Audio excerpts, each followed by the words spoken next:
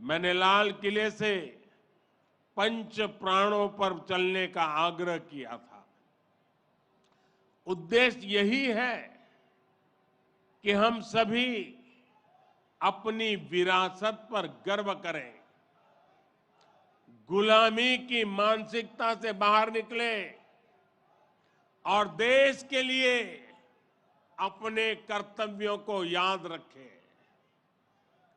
अपने मनुष्यों के दिखाए रास्तों पर चलना और हमारे बलिदानियों, हमारे शूरवीरों के शौर्य को याद रखना भी इसी संकल्प का हिस्सा है।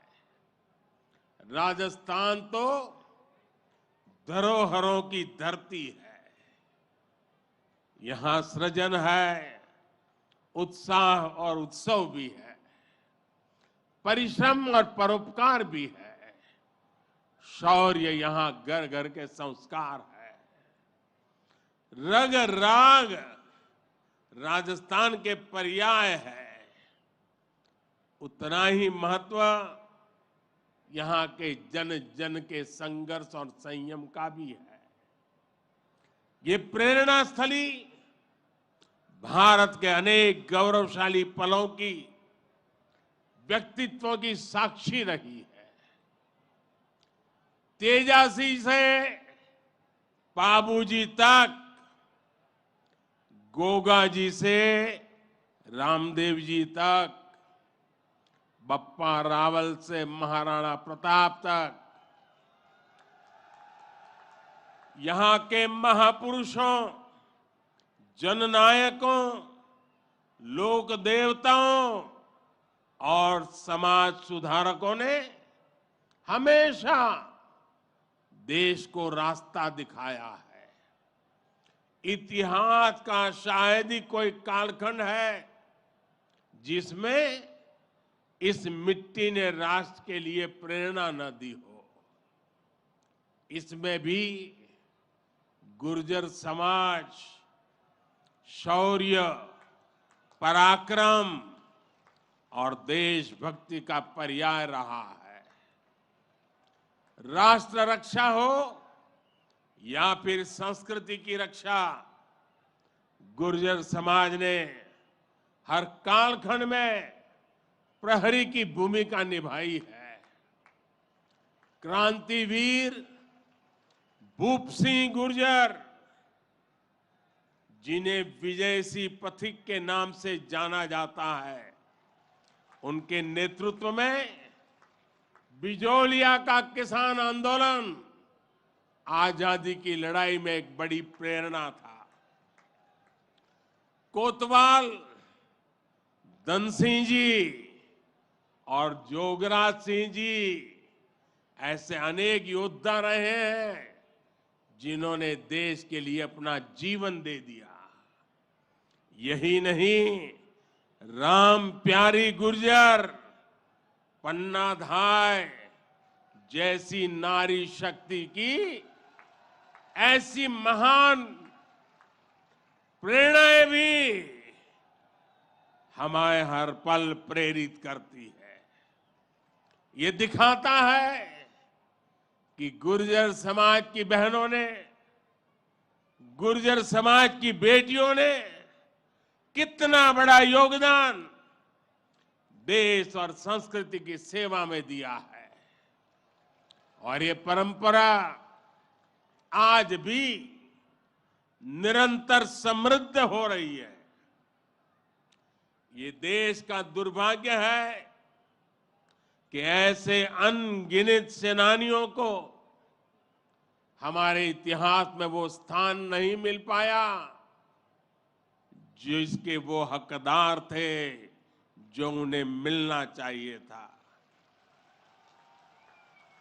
लेकिन आज का भारत, नया भारत, बीते दशकों में हुई उन भूलों को भी सुधार रहा है।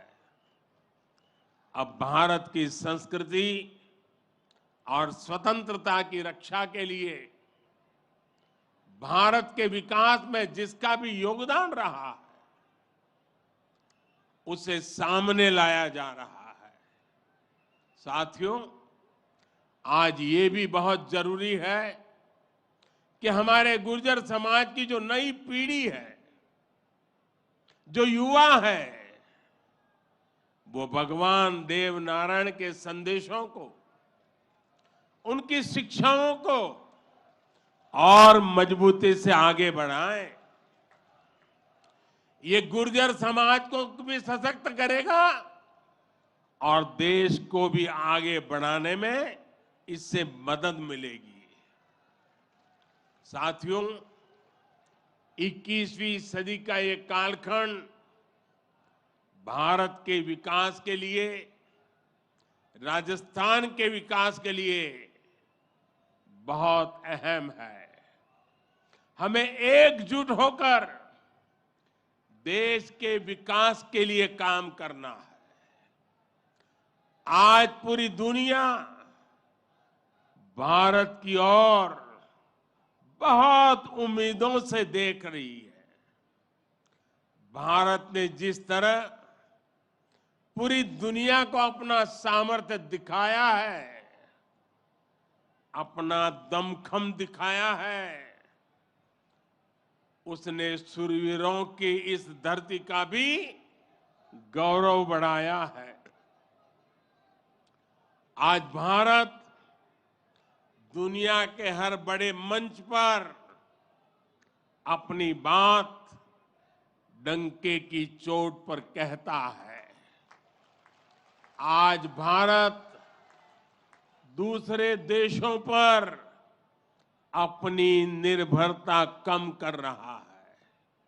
इसलिए ऐसी हर बात जो हम देशवासियों की एकता के खिलाफ है, उससे हमें दूर रहना है। हमें अपने संकल्पों को सिद्ध कर दुनिया की उम्मीदों पर खरा उतरना है। मुझे पूरा विश्वास है कि भगवान देव नारायण जी के आशीर्वाद से हम सब जरूर सफल होंगे। हम कड़ा परिश्रम करेंगे, सब मिलकर के करेंगे। सबके प्रयास से सिद्धि प्राप्त होके रहेगी। और ये भी देखिए कैसा संयोग है, भगवान देवनारायण जी का 1111वां अवतरण वर्ष। उसी समय भारत की G20 की अध्यक्षता, और उसमें भी भगवान देवनारायण का अवतरण कमल पर हुआ था।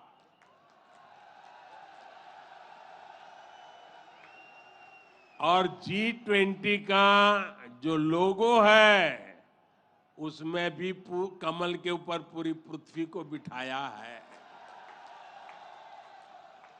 ये भी बड़ा संयोग है। और हम तो वो लोग हैं जो पैदाइशी कमल के साथ हुई है।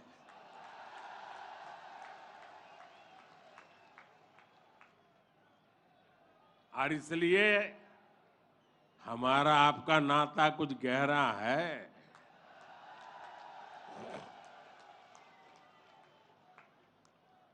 लेकिन मैं पूज्य संतों को प्रणाम करता हूं। इतनी बड़ी तादाद में यहां आशीर्वाद देने आए हैं। मैं समाज का भी हृदय से आभार व्यक्त करता हूं कि एक भक्त के रूप में मुझे आज यहां बुलाया, भक्ति भाव से बुलाया। ये सरकारी कार्यक्रम नहीं है। पूरी तरह समाज की शक्ति, समाज की भक्ति, उसी ने मुझे प्रेरित किया और मैं आपके बीच पहुंच गया। मेरी आप सबको अनेक अनेक शुभकामनाएं हैं। जय देव दरबार,